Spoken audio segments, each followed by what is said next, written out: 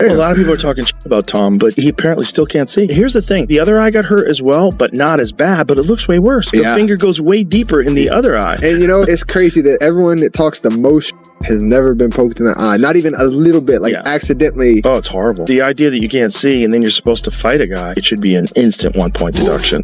And just for everyone wants to know as well, obviously, you've been pretty clear in what you've said. Back to Cyril, but surgery now is the focus, and then we'll kick on to 2026, right? That's the plan. That's the plan. But by the time this is going out, they probably have had surgery on one side already. The next surgery's coming mid-January, so we're working towards getting back, and that's the plan.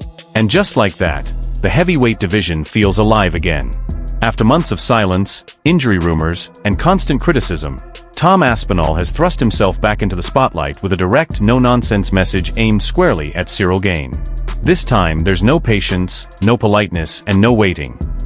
Aspinall made it clear he's healthy, ready, and done watching from the sidelines while people question his toughness, durability, and even his claim to the heavyweight throne. After the chaos surrounding the eye injury, the public backlash, and how everything played out in the media, this call-out didn't come across as manufactured hype. It felt personal, and it felt real. It was really bad how it looks. And he said, you can't train your eyeball to be stronger. It is what it is. You've protection here and here, but he obviously got no protection because the fingers were straight in. The fight should have been stopped. He couldn't see. It was a foul. He couldn't see. Then you can't fight. You know, if he'd have got knocked out with a head kick next, then it would have been worse. I don't know. And then he said, sometimes when your eyes here like that, it can become displaced and stay there. And they did a few tests on that, and they said it doesn't seem like that. And his vision on the eye that's the best eye, his eye wasn't following properly, so the muscles weren't working strong enough to go this way. This one just wasn't working that good at all.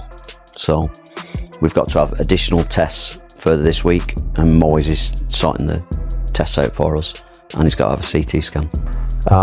That is your heavyweight champion. That is one of the best and most popular fighters in the world. And the reaction is, geez, don't let me say anything about him. Last I heard, he had a couple surgeries, well, injections. Like the whole thing felt dismissive.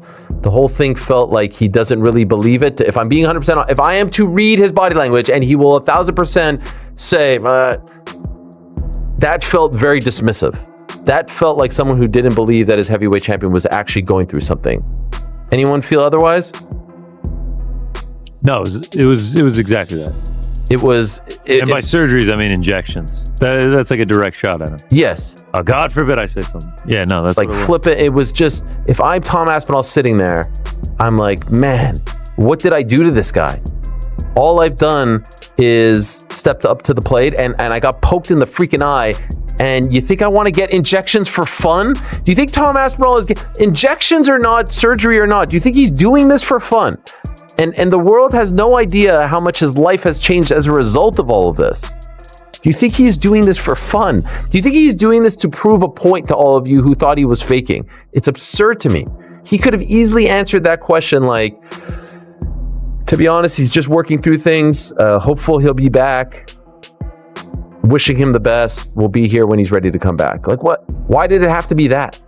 The guy that's currently ranked number 10 is his friend, Anthony Elijah, and he would vacate the title if Elijah got to a point where he was going to fight the title. I hate that, you know. Tom saying, I'd vacate if he fought. It's even silly to talk about that when a guy's ranked at number 10. Yeah, but I think because, remember he said something before, remember after, and it was fucked up. Dana, after the fight, remember he was like, he was just putting it down like he didn't want to fight or something like that. He didn't want to fight. Like they said he quit. You know, and then Tom's like, what the fuck, dude? So then now, and Dana got a bunch of backlash from that side. Dana's like, dude, I don't know. I'm not saying shit. Because I get so much shit last time. It was weird. He's like, I guess he had surgery. By surgery, I mean injection. Yeah, that's kind of... the fuck? I'm with Tom. Like, what the fuck? Yeah. Hold on. Hey, Dana, anybody, do you think Tom doesn't actually have a fucking eye injury? Let me get this straight. You think Tom Aspinall is babying this or making this? You know how stupid that sounds? You think Tom's just wearing glasses and going through all this trouble for the fuck of it?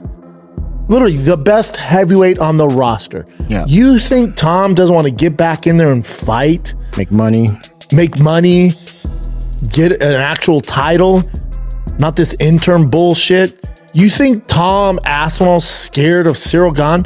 Do you know what the fuck Tom's gonna do once his eyes get right?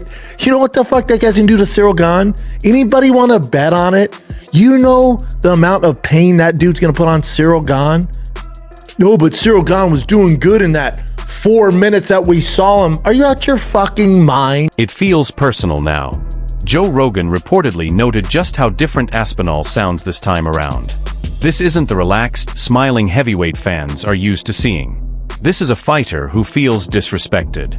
A champion who believes his reputation has been unfairly questioned. A man determined to silence the noise the only way he knows how, by fighting. And Cyril Gane is the ideal opponent for that statement. Stylistically, the matchup draws a clear contrast. Gane is fluid, technical, light on his feet, and dangerous at range. Aspinall, on the other hand, brings speed, real power, and a grappling threat that Gane has struggled with in the past.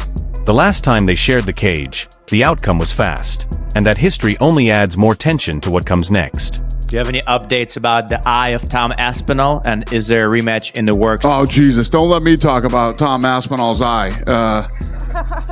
Apparently he's going in for a second surgery or just had it, and by surgery I mean injections. I have no idea. Get a quote from him. God fucking forbid I say something about it. Go ahead. Do you have any updates about the eye of Tom Aspinall, and is there a rematch in the works? Oh, Jesus, don't let me talk about Tom Aspinall's eye. Apparently he's going in for a second surgery or just had it, and by surgery I mean injections. I have no idea. Get a quote from him. God forbid I say something about it. Go ahead. Weird, Dana. Jeez. How close did you think you were to fit?